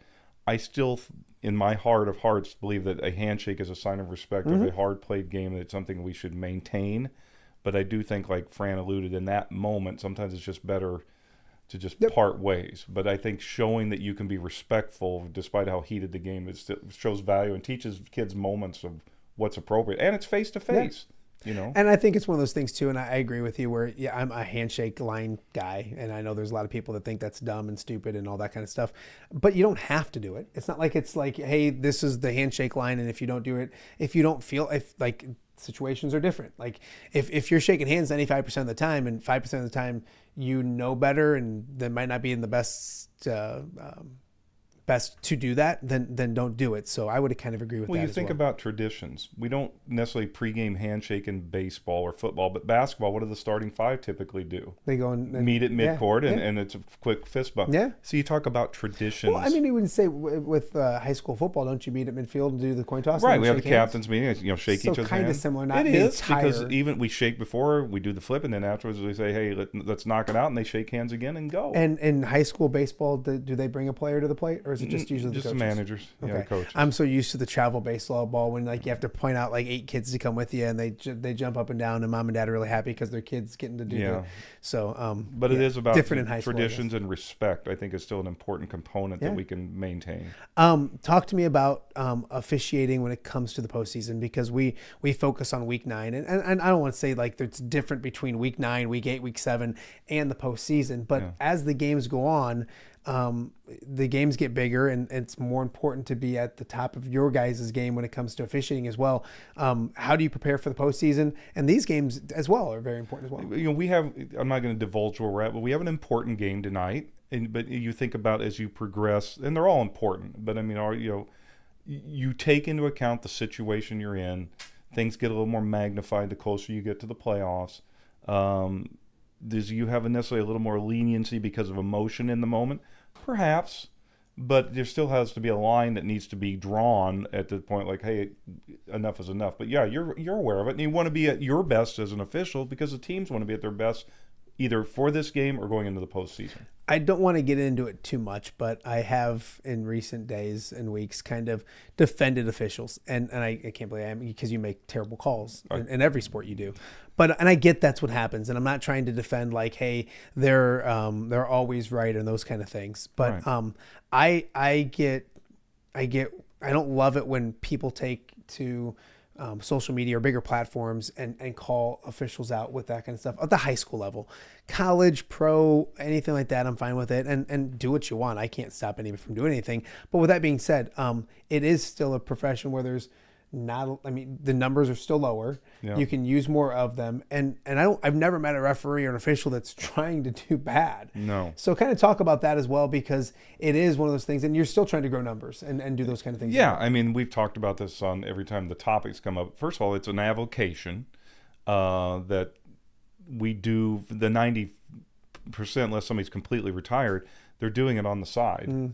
But that doesn't mean it shouldn't deserve its time, like getting into the rule book and studying and mechanics and just being with your crew to get better. Yeah. Now, I think we've hit a bit of a point where some people don't do those things as much as possible because they know they're going to get a schedule because they're needed. So that causes, to be late. You call it lazy, call it what you want, but to do it right, you should be studying the book, studying mechanics, staying somewhat in shape to do it.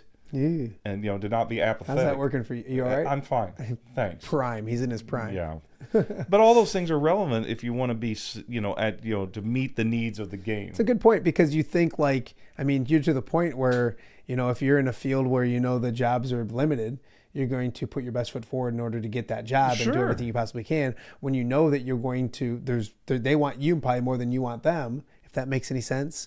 It probably does change things a little bit. Well, any guy or lady that wants to go up in the, whether it be college and then maybe Division I college. And we've had that here. Yes, but that funnel, everybody's competing now. That's for that same those coveted spots. Yeah. Now you better be doing all the things, because now you're looking for a box that maybe you don't check that could wean you out. Down at this level, we're happy to have bodies, which is not a good thing. Yeah. Yeah. Yeah. So, and that's also goes back to my point where, instead of complaining about the situation, try to be a solution to the situation when it comes to encouraging more people to come out, and I know Don does a good job with that. Mike Botts does a great job with that as well, and everything. So it is about getting, no offense, younger people out to do a job it's a thankless job. The only time that you do a good job is when you don't hear from anybody. Right. And then when you hear, I kind of I would always used to say same thing in sportscasting and in covering sports in the area. Not a lot of people say thank you, but a lot of people will tell you if you mess up a name or if you weren't at a game. You'll hear when you're not, but you don't get a lot of emails when you're just hey, because you're expected to be there. You're expected to do those kind of things. And I think the officials are expected to do their job at a certain level, and sometimes it doesn't get there. Again, I know that there's bad calls. I get that. I understand that. But that's also sports as well. There's been nature of the I don't game see forever. a lot of cameras set up here tonight at North Scott to get the instant replay of or down the line of scrimmage kind of stuff. You don't have those guys at the college and the NFL level. They do have a little bit of a safety net where they have instant replay that if they mess something up too bad, they can go and get it fixed. I'm about in about 3 weeks, because Augie and Ambrose are about 3 or 4 weeks away from their regular season ending for football. Mm-hmm. I'll be making a visit over to both institutions to see their team in the last week of the season, because I want to talk with their seniors, because now the majority of those kids are exiting out. They're either going to coach or they're going to be done playing. Yeah. That's the people I need to talk to. That's a great not idea. when they're freshmen, when they've got 3 years ahead of them. There's selected high schools I will start to circulate around that I've talked to, when their seasons end. That's when I want to talk to them, because maybe they have an interest. I think it's cool that and what Jason Schroeder and I talked about earlier in the show, Coach Tippett is entering the world of officiating, and he mentioned even you, and so I don't want to. That's probably better role model than you. He's here's a guy who's coached for a long time. Yes, if somebody knows the game. But he brings that game experience and that view, and I've seen it. He's starting to translate it to being an official. Yeah, and he knows what it's like to be that guy right behind him. Yeah, so it's been great. Absolutely. So all right, I do want to have, because we usually do our normal picks. This segment, Tim O'Neill vacationing someplace, so not here with me to do that. So I figured Donnie can do that with me as well. We're going to start with college. We'll start with the game in the state when it comes to Iowa and Minnesota. And you have in-laws in Minnesota. Yeah. You are obviously an Iowan. You, for some reason, like Nebraska. I grew up out there and watched them go out and lay a big egg at Minnesota last week. Both teams coming off of really nice victories at home. Yes. Take me through a pick and who you think wins at Kinnick Stadium 2:30 tomorrow. If I had to call that game, I think this is a game Iowa can and I should say should, but I think they should win, because I think that we've seen when they're at home against teams that can score a little bit, like Indiana, they can make life difficult. And I think they can make life difficult for Minnesota and probably keep that game into the point where they can go win it. And their Iowa's offense has shown life. I love Iowa when they're playing a team that's maybe one-dimensional. And I know the Minnesota quarterback's not bad. I'm not saying that he is, but I think they're going to want to run the football and then pass it after that. I love when Iowa can kind of focus on that. I'm contextually obligated to pick the Hawkeyes, as always. I think if I had to think the thing I want to watch is they sacked Nebraska's quarterback Riola nine times last year, which tells you that 9 times. Yeah, but they're not going to do that against Iowa. No, but I think that's the matchup. Like, can they get after the quarterback? I don't know if Iowa will pass the ball 9 times, Don. Right.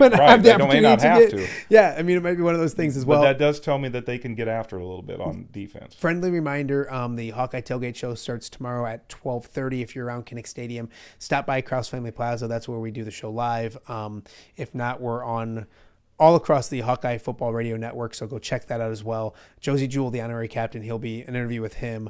Pat Anger, as always, will be on. KWWO's Mark Woodley will join me as well. So a lot of fun things to get to as we get ready for the Gophers and the Hawkeyes. I'll warm people up, and then the legend Gary Dolphin and some guy named Pat Anger will take everybody the rest of the way. So it's been a bunch of fun this year, and can't wait to do the Minnesota game tomorrow as well. Illinois goes out west to Washington to play in a 5-2 versus 5-2 game. 2 good football teams. Your thoughts on the trip west for the Illini? It's always tough to go west. We always talk about time change, travel, getting used to it. I think is overrated. And I guess instead of they started 2:30, so now they're starting at 12:30 by their biological clock or whatever. Yeah. I've never seen a player be like fall asleep in the middle of the game because it's too. I get like the going to Europe and stuff like that, but I think the time travel or the time zone change is maybe a little. Maybe the toughest trip is a team goes West Coast to East Coast. Yep. Okay. It's 3 hours. So, again, Washington, very good. This is another good team that's good at home. Yeah. We have traditionally really good at home. God, this is almost a pick'em game. Yeah. Almost. I'm going to probably lean towards Washington at home. Yeah, I got the Huskies at home as well. Another good time to remind everyone that if you go to my social media, you can click on the link. It is the Nest Guest contest back here. Thank you to Hungry Hobo for sponsoring it, and Mark Nessler and I do it every single week. You can fill out your picks. It's completely free, all that fun stuff. And if you win fantastic food from Hungry Hobo. These are 2 of the games that'll be on the Nest Guests this week as well. So go click the link and sign up for free. Last one in college, Iowa State and BYU. BYU's ranked 11th, undefeated. They come to Jack Trice Stadium. Iowa State's lost 2 straight, and they're coming off a bye. Seems like a really important game for the Cyclones. I would think so. It's always, you never want to lose going into a bye week. It's always a bitter pill to swallow. Yeah. But in some ways, they're for Iowa State, like you said, this is going to kind of define their season. Is it going to go not south, but they get this, they're kind of back in the hunt. Yeah, they knock off a major ranked team, and we know the magic that can happen at Jack Trice. I think this is one they could snare. Yeah, I really do. I hate agreeing with Don, but it's a perfect spot for Iowa State and that place in Jack Trice Stadium. It should be rocking. Signature victory time for the Cyclones. I think they get it done tomorrow as well. Couple in the NFL. Bears are 4-2. Yeah, I mean the Bears are 4-2, folks, and they go on the road and they're playing a 1-win team. Yep. In Baltimore, who's really beat up. But Bears cruise, right? They're 4-2. Chicago 1-5. Never cruise with. It's weird because think about that: 4-win Chicago at 1-win Baltimore, and Baltimore is a 6.5-point favorite. Which they've had everything bad. And I to think them. Lamar Jackson is healthy, which is a huge difference for. Agreed. Baltimore. Hasn't played a full game since the Lions kicked his butt like week 2. I'm gonna take Chicago. Wow. I really think they've evolved to where maybe that's not just. Oh, they might win. I think they're starting to believe that they can win. And we've seen that coaching change. I mean, good, bad, or indifferent, they're a better team. Culture is a big thing. I think Chicago's a better football team. Yeah. I think they lose this week. They've done a really good job of beating the teams they're supposed to beat, and there's nothing to apologize about that for. They're winning games now that they wouldn't have won last year. I agree. They're not playing great on offense. DeAndre Swift has been fantastic running the football, and like I've talked about all week, when Ben Johnson came aboard, everyone was like, wow, what he's going to do with Caleb. They're going to sling it all over the place. when Ben Johnson's offense is working, they run the football. And DeAndre Swift, I'm not a huge fan of. I think he'll have these nice games, but his consistency with Detroit and then with Philadelphia wasn't great. He's been really good lately, and they take the ball away a ton. I don't know if they're going to be able to take the ball away at Baltimore. I think it's a must-win for the Ravens. I think they're really a good football team when they get healthy, and they're healthier once again. I think Roquan Smith will be back, former Bear. Give me the Ravens. No disrespect to the Bears. 4-3 through 7 games and 1 game back in the North is not a bad place to be if you're Chicago. They're still chasing and that if team. they get her done and they're get it still done on chasing the that road. team from Motown that Yeah, beat them by yeah. 31 points Yeah, earlier yeah, this yeah. year. But that's a different story. Last one in the NFL. It's the Steelers hosting the Packers, which means Aaron Rodgers is playing his old team and his best team that obviously we heard this morning, and I saw that as well. He's going, when he does retire and go to the Hall of Fame, which is inevitable, he'll go as a Packer, which makes a ton of sense. Yeah, absolutely. That game on a Sunday night, who wins? Two great organizations. I hate saying that about the Packers, but two very successful organizations when you think NFL football, Steelers and the Packers. This may not be what everybody. I think Pittsburgh, that has been the right home for Rodgers, where they can come in and run the football, which they like to do, and he hasn't had to do everything. I actually think they win. Yeah. I think Pittsburgh wins. I hate agreeing with Don. So we disagreed a couple times, but I do think and people get caught up in like Aaron Rodgers versus like Jordan Love and all that kind of stuff. The Pittsburgh defense is pretty good. They are good. And the Packers have been struggling. I mean, everyone crowned them when they beat the Lions week 1 and said they're going to go to the Super Bowl 17-0 and all that nonsense. They lost to the Browns. They tied the Cowboys. They had a bye week, and then they barely beat a not very good Arizona team with some questionable coaching by Arizona's head coach, or maybe they lose that game. So they're just not playing really good football. I know they have the talent, like the roster, all that kind of stuff, and teams go through peaks and valleys and all that kind of stuff. But give me the Steelers this week. Just more than anything else, we're going to Detroit next weekend, and I want to go watch the first place Detroit Lions. So a loss by the Packers would put the mighty Detroit Lions in first place in the standings. So I was going to ask you one other thing. Actually next week is Halloween on Friday, and it's right ahead of a Saturday night's main event in which there's a championship on the line, that there will be a new champion.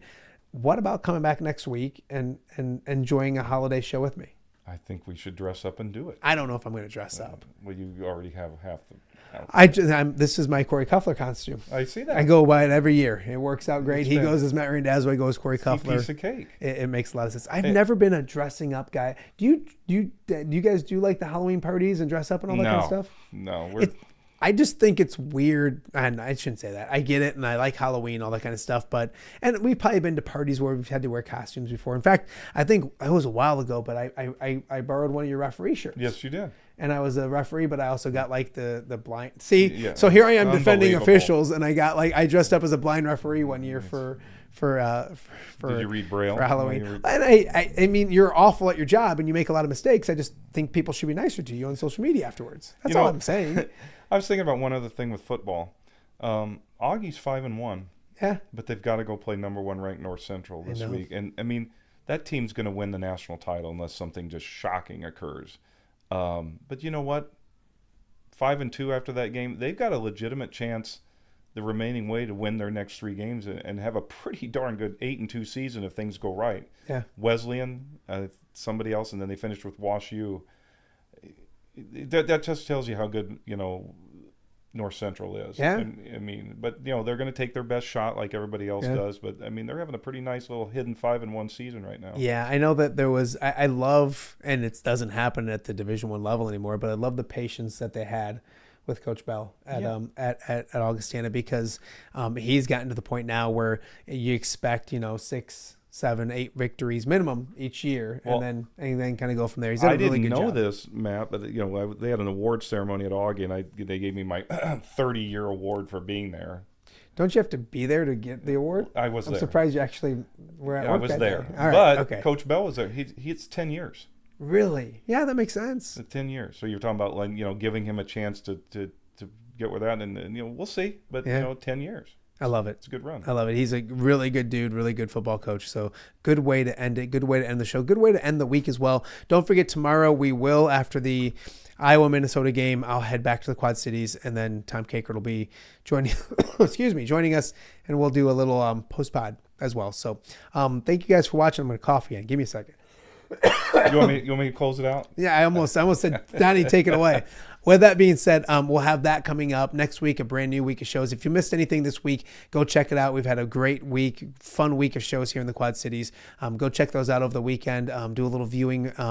And always, as always, thank you guys for your support of what we're doing here and Off the Air. We'll be back with a brand new week of shows next week coming up on Monday. Have a great weekend, and we'll talk to you guys again real soon.